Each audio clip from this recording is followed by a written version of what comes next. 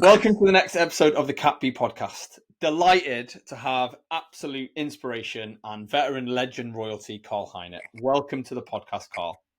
Thank you. Cheers, guys, to finally be on here. You know, it's been a journey. So the finally bit isn't because we're really busy. It's because technically we're at the Stone Age and we couldn't all connect together. So hopefully we'll get through this. Yeah. I feel confident. I mean, it's not like you're not a communications specialist, Paul. So thank God we're finally there. Karl, you are an infantry veteran. You served in the Staffordshire Regiment. If you could give a highlight reel, I know your career was cut much shorter than you wanted it to be, but if you could give a highlight reel of your career, what does that look like, Karl? Yeah, I mean, you hit the nail on the head, really. It was quite a short military career. I joined when I was 17 into the staff, my local infantry regiment. Whizzed through training, went through pre-deployment training, and before I know it, I was deployed to Basra, Iraq. And I've got to be honest, it was great. I was doing everything that I was built up for and training for, and the reasons behind joining the military was, my grandmother was an inspiration. She served. She told me of adventure and friendships and everything that could be provided that where I grew up couldn't provide. And I loved it. It was a great experience, and I was having all these great opportunities. But unfortunately, I was injured towards the end of my first tour while still just 18 years old. It was it transpired to be quite a well-known public event where, it was referred to as the Basra riots, where we were seen jumping out of our warriors sort of after a petrol bomb.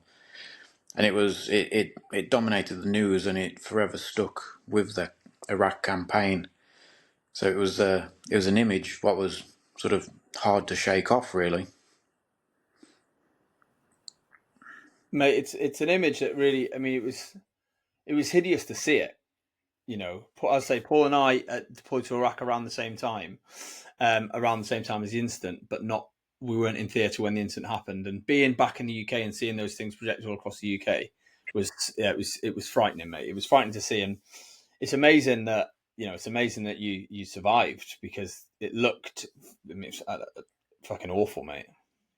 Yeah, I mean, I had to sort of get my head around it and face it quite quickly, because it was such a big media tool. Whatever side of the fence people sat on, they were using it to, demonstrate their stories. And, I couldn't escape it. It was, used by the enemy as propaganda to celebrate what they've been doing to us. And then our own media was also using it for their stories. So, like I said, I couldn't escape it. So I had to face it. And, I was sitting there in my hospital bed. I suffered 37% burns across my body. And I just had to, acknowledge that it happened, try and move on with my life, and sort of roll with it, really. Mate, it's inspiring. It really is inspiring. It's the fact that it happened when you were 18 years old. I say my two sons are in. Ethan's 22, Cameron's 19 now, and he's in the infantry. He's in the Royal Welsh, and I think at that age, you've got your whole career ahead of you, everything ahead of you, and to overcome it like you have is nothing short of incredible, mate. And when we talk about overcoming it, your events that you've done, your challenges, your running events are it blows my mind how many you've done. Absolutely blows my mind. Did you not run a marathon a week, or was it marathon a week for a year?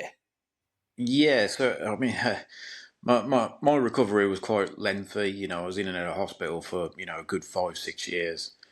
So to help me mentally, it was almost like my own therapy. It was to go out running. It started off small at first, around the hospital, leading to going outdoors. Distance was sort of getting bigger and bigger, and I eventually started running a marathon because I wanted to prove to myself, could I do something that I couldn't do before I was injured, which was, run a marathon. And it just spiraled from there. And towards the end of my recovery, I wanted to sort of, the hospital that looked after me, in Birmingham, they were like a second family. So I wanted to raise money for their burns unit. And I felt like, running a marathon had been done to death. It still an incredible and noble challenge, but I felt like they had essentially given me my life back. So I wanted to do something to sort of like replicate that as best I could. I mean, I'd never be able to, but I wanted to try my best anyway. And that ended up being 100 marathons in 2 years. So yeah, it was a great 2 years. Tiring. That's a lot of energy gels, mate. That is a lot of energy gels. There was too many energy gels, if anything. It was great. I mean, I left the military. I was medically discharged. Unfortunately, I wanted to be a soldier, and with my disability, I couldn't. If anything, I'd just put my mates at risk, and that was easier to sort of acknowledge when I looked at it that way.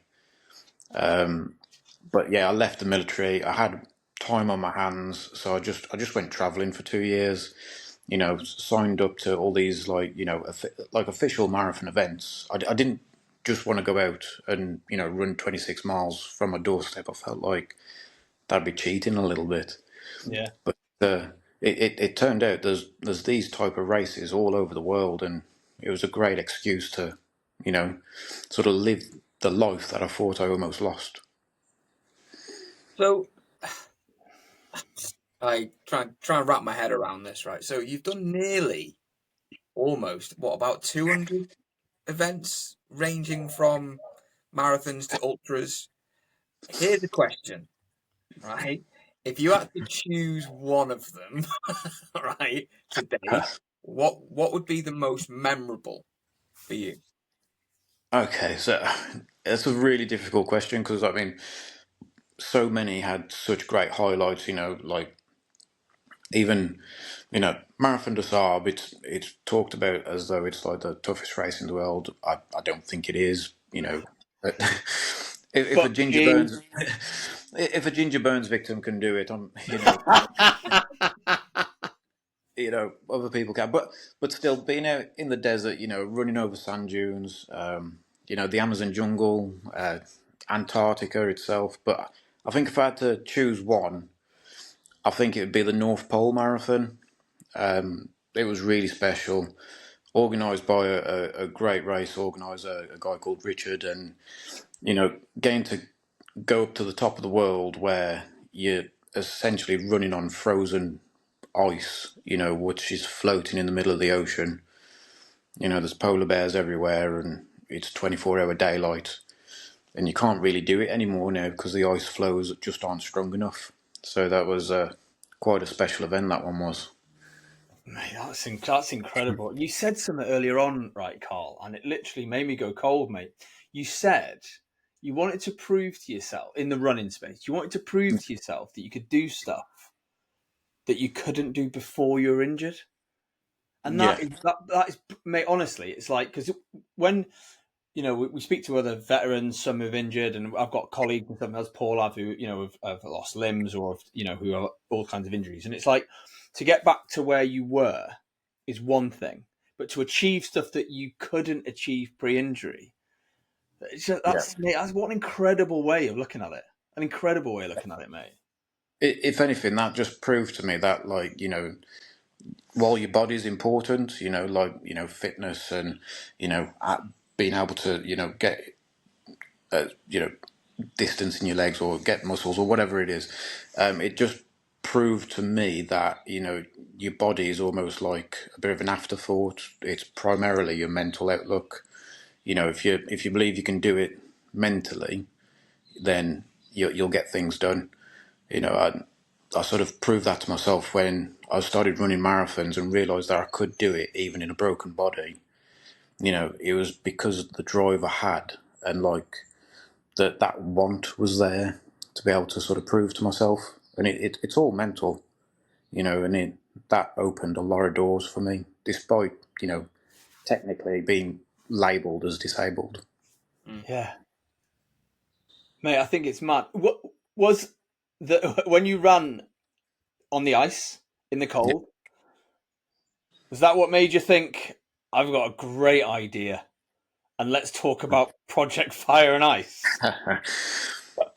uh, Project Fire and Ice was, it was great how it all sort of came together, and yeah, it all really like snowballed, excuse the pun, from a meetup with a guy who I didn't realise was on the ground the day I got injured, but we just so happened to bump into each other when we was about to do a 250-kilometre race through Kenya.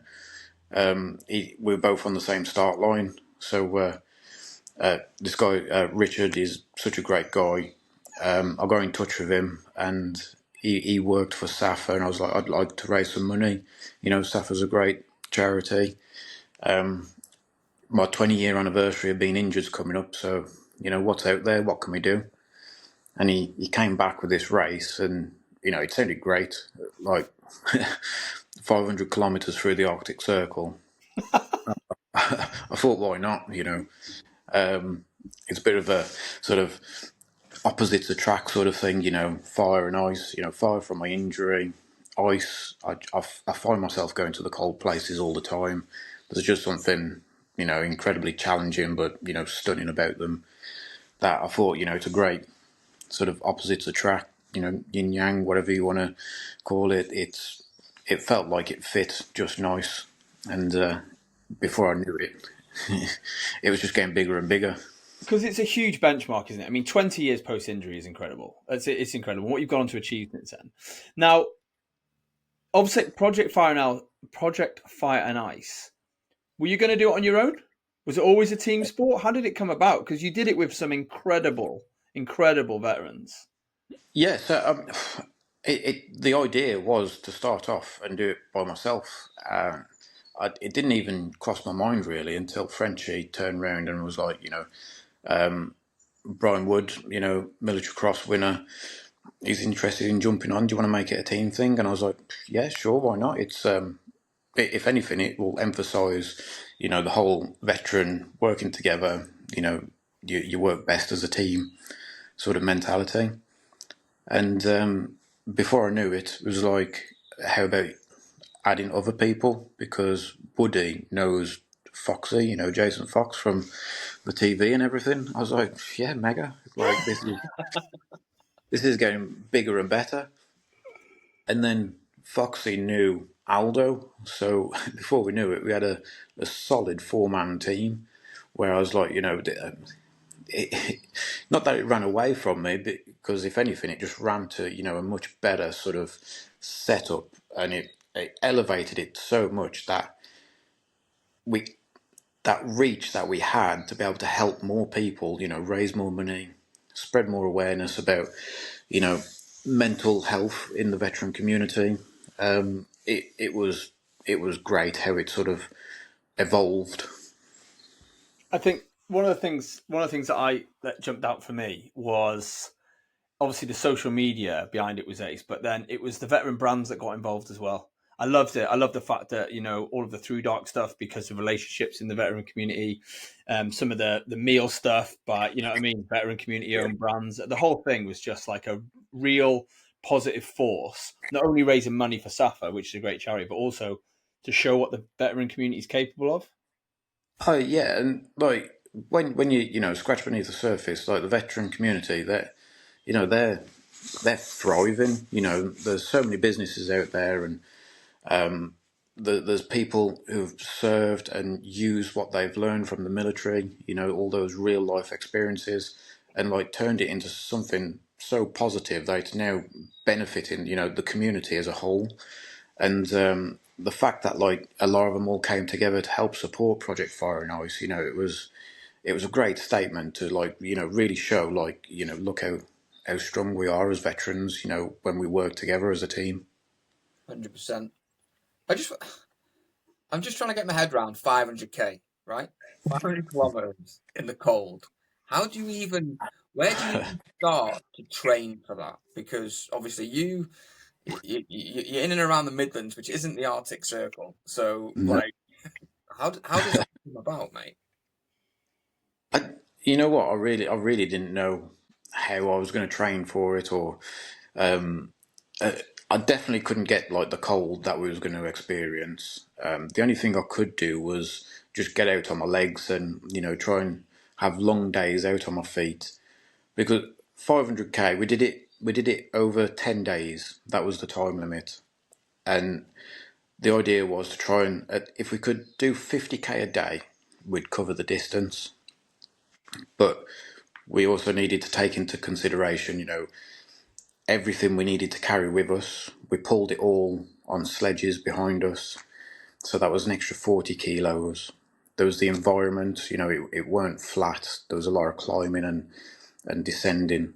And there was the actual environment itself, it was forests, frozen lakes, it was a lot of obstacles that we sort of like needed to be aware of and prepare for, but we couldn't really train for. Like I say, I was in the Midlands. Some of the guys are dotted around the country, but nothing could really replicate the Arctic. So we sort of had to do the best that we could with the little exposure we had.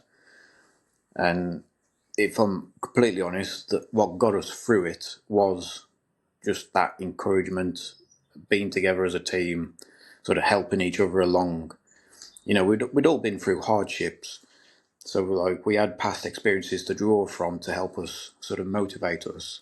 But like just being in a team environment was definitely the key to us completing the distance. Mate, we followed it closely. I just think, the fact that you didn't know like any of the blokes beforehand, and then you've done this incredible event, and now you guys must be tight now, because to spend that much time together in those kind of conditions, that must really bring people together. Yeah, I mean, it's a weird one really, because like I've always felt this, even though my military career was relatively short, that any veteran I come across or bump into or work alongside, there's almost like that instant connection that I've got your back, you've got mine. So if we're driven by the same goal, I can trust them completely. And yeah, that's how it felt. And that it's why the veteran community is so great, is because once you've worked alongside anyone, like that's it. Then you're like mates for life, aren't you? You can always sort of like, it feels like no matter the time or distance between the friendships that you make, the next time you see them, it'd be like slipping right back into the conversation, like nothing ever happened. Paul says it a lot. And it's one of the things that really like we love about the podcast is it's our opportunity to speak to veterans. And like we we have not met you before. I mean, we have, because we tried to record this before and it didn't work. But majority of the guests we don't know, and Yeah. literally within minutes we're chatting, we're talking about like shared experiences. Paul always talks about that. We remember the taste of drinking water out of a warm water bottle type thing. You know what I mean? When you're on ops, and it's like it really brings us. Like I certainly get a lot out of it talking to veterans. I feel like it keeps that thread with the military. Do you know what I mean? Because even though it's different cap badges, different time served, all different experiences, you've still got that common like golden thread that you served. Yeah, it's your heritage now, isn't it? And like everyone who's served is part of that in some way or another. You've all joined up, you all took the oath.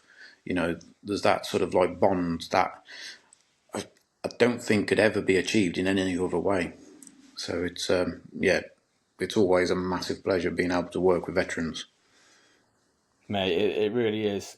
Mate, on Project Fire and Ice, was there ever a point during those 10 days, right, where you just thought, we can't do this?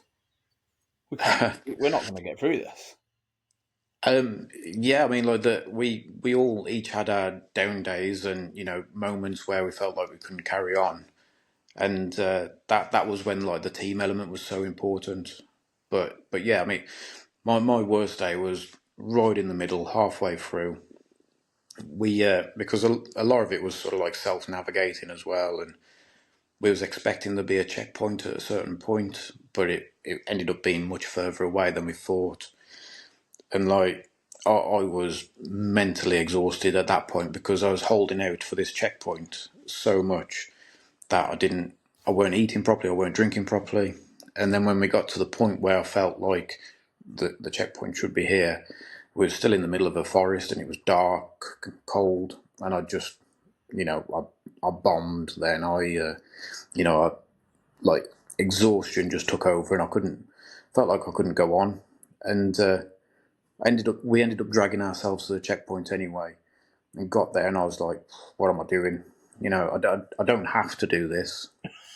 I could quit. Yeah. And that stuck with me a little bit because ultimately, like, we all volunteered to do it, and we was 250 kilometers in, which was a big distance anyway, and the thought of having to do another 250 kilometers was like really discouraging. Yeah. And yeah, I was like, I could quite happily go home, go back to my warm bed and my family, and forget about the whole thing. But yeah, it was just a. What did you draw from that though? Obviously, because 250 was that was your max distance up to then at that point. Yeah, I'd only ever done 250 kilometers. And you're at this point, you're now in a headspace where you're like, I'm gonna fucking wrap it. Where's the jack wagon? I want to sit on there, have a brew, and just fucking go home. Yeah.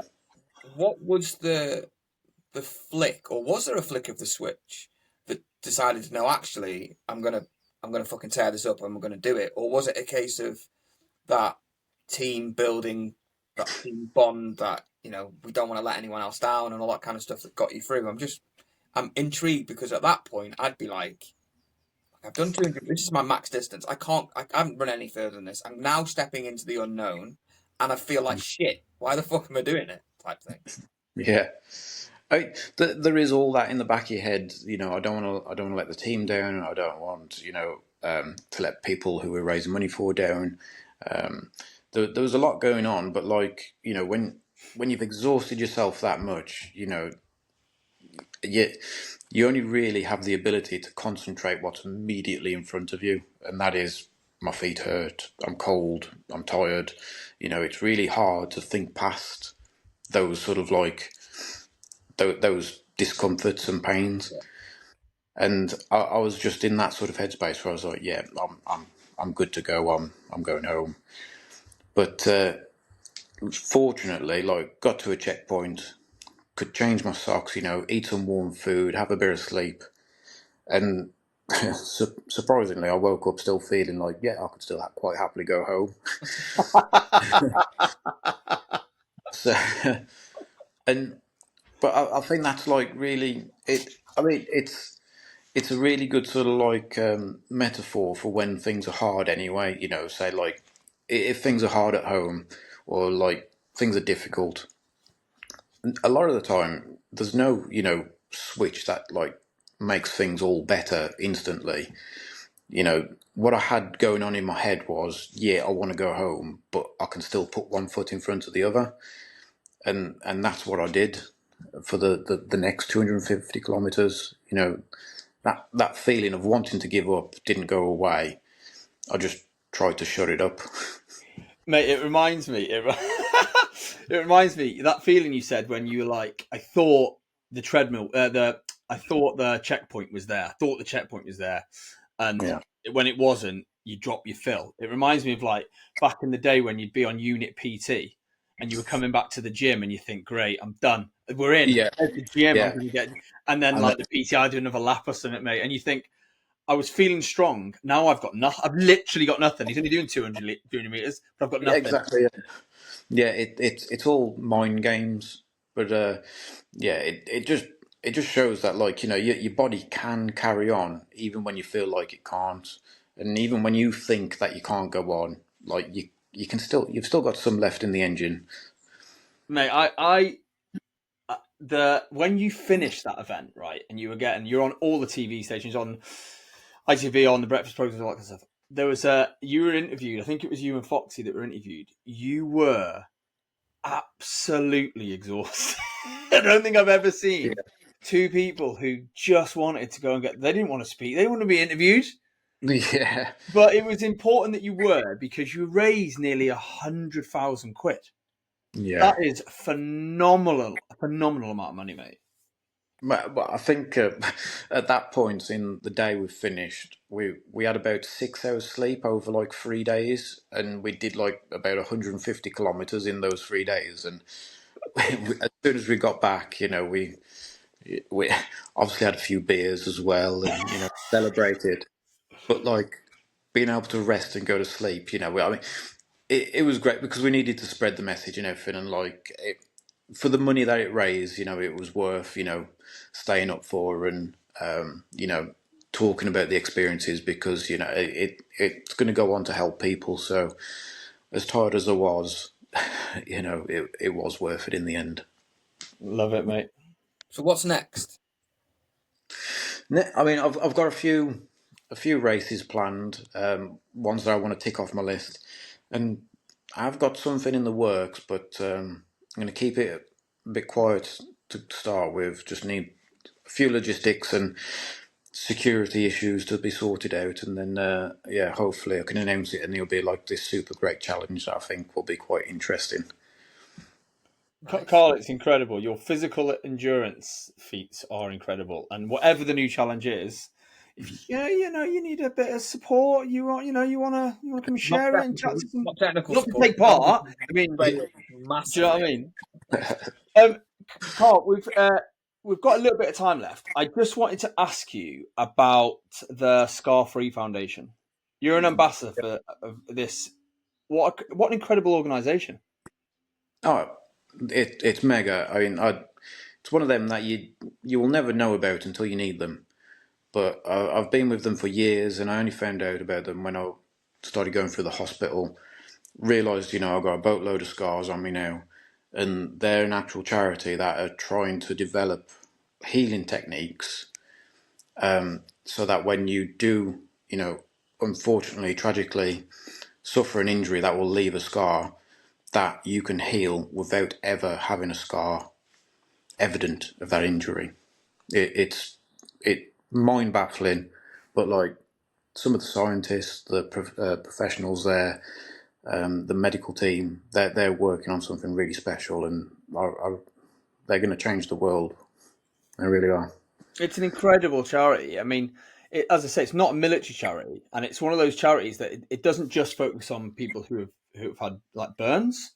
There was people who've had like acid attacks and all these other attacks. It was just I'm reading like all of the sort of the bios of people who have been helped by this charity. It was absolutely inspiring. Yeah, it's phenomenal. Some of the technology they're working on, you know, because I just always think, you know, as men, particularly in the military, you don't mind getting scars, do you? Really, it's you know, it almost feels like it comes with the territory a little bit. But like, I just keep thinking that, like, you know, if say like someone who's unfortunately suffered, you know, a tragic event where they have been left with scar tissue, you know, the last thing they need is to be like physically altered by it as well, you know, because it's hard enough to recover as it is. So if there's a resource there, what the Scar Free is doing, that can take away that worry of, you know, being, say, physically disfigured, you know, how much better would that recovery journey be for that person who's gone through a terrible ordeal anyway? So I think what they're doing, it's very exciting to see. Definitely. I think it really is, and like you said, when we mentioned it, it's like it's a charity that you'd have never heard of unless you needed it, and then you know, by God, you'd need it. Oh yeah, and I wouldn't even know where to begin. You know, where they, you know, have got this sort of like understanding and, you know-how of how they're going to get it done. But the things that I have seen, you know, it's epic. It really is. So they reckon within the next generation that they can get it done, and I'm waiting with bated breath. I really am, because I honestly believe they're going to change the entire world in their way of recovering people. Mate, it's phenomenal. Karl, thank you so much. We finally got to record the episode, like with touch wood.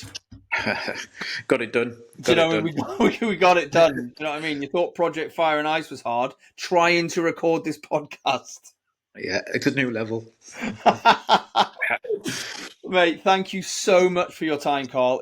You're an inspiration, mate. You're an absolute star in the veteran community, and what you've achieved so far, and what you're gonna go on to achieve, mate. I can't wait to see it. Right, guys, thank you so much, and for what you guys are doing as well. Like, spreading the veteran voice. It's amazing. Thank you. Thanks, mate. All the best.